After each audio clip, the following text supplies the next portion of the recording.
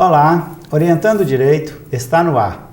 E hoje nós temos o privilégio de receber aqui nos estúdios do Canal 20 a doutora Viviane Romagnolo, que é titular do cartório de notas, segundo cartório de notas de Montes Claros, concursada, foi aprovada num concurso público concorridíssimo, e ela, bacharel em Direito, estudiosa de Direito Notarial e Registral, obteve uma boa classificação a ponto de poder escolher Montes Claros e deixou a sua Goiânia, e é daí que eu começo perguntando, doutora, você, antes de trabalhar numa atividade como titular de um cartório, você já trabalhou na área e quais são as funções do tabelião de notas?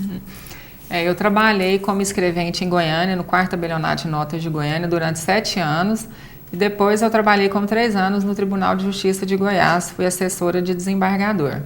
Bom, a função do tabelião de notas o tabelião de notas, ele é um profissional do direito, quer dizer que ele tem que ser bacharel em direito, aprovado, ele deve se submeter a um concurso público para que receba a delegação do Estado, que foi o meu caso, né?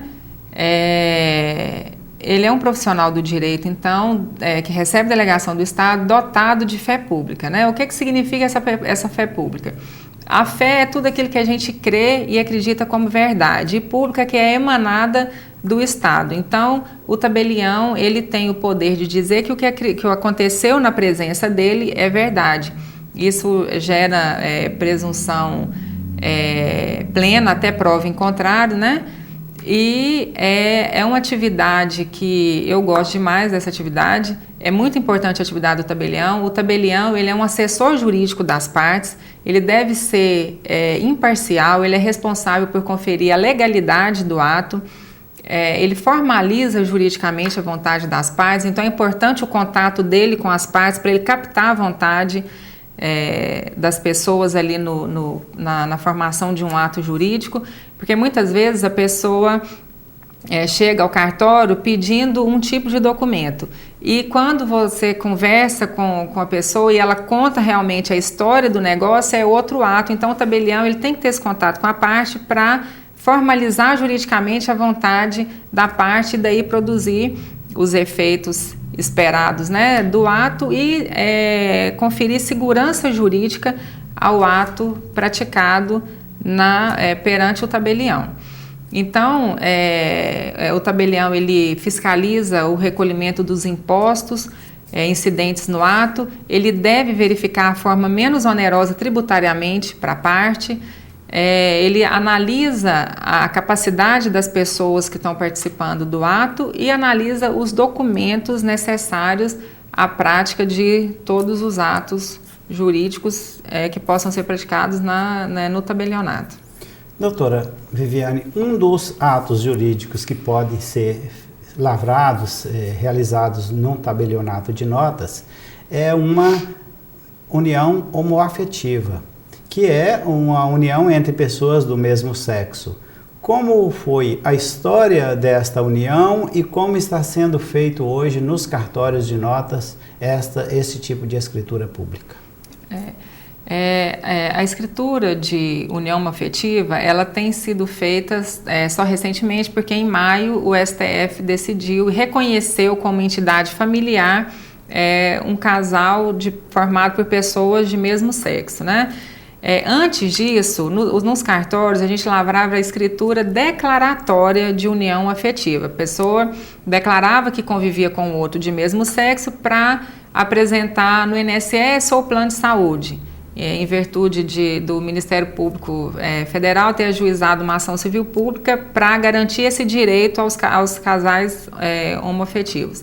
Então, antigamente a gente lavrava a escritura declaratória. Hoje a gente pode lavrar a escritura de união homoafetiva e a diferença é que nessa escritura pode ser pactuado o regime de bens que o casal vai adotar, está assegurado a ele todos os direitos de herança segundo o Código Civil, direito de participar de plano de saúde, de pensão alimentícia, pensão previdenciária, tudo isso é assegurado a ele e com a lavratura da escritura de união afetiva, ele prova a convivência, né? Então, é importante que a pessoa reconheça formalmente essa união, para que depois ela não precise de um processo judicial para provar, para que seja reconhecida a união. A escritura já é prova dessa convivência.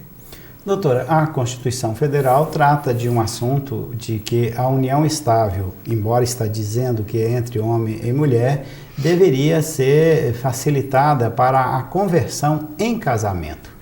Com a decisão do Supremo Tribunal Federal de que podem lavrar escrituras públicas de convivência homoafetiva, pessoas do mesmo sexo, nos cartórios de notas, isso aí não poderá ser um passo para a alegação de que vivem em união estável e que, portanto, há uma necessidade de facilidade de conversão em casamento?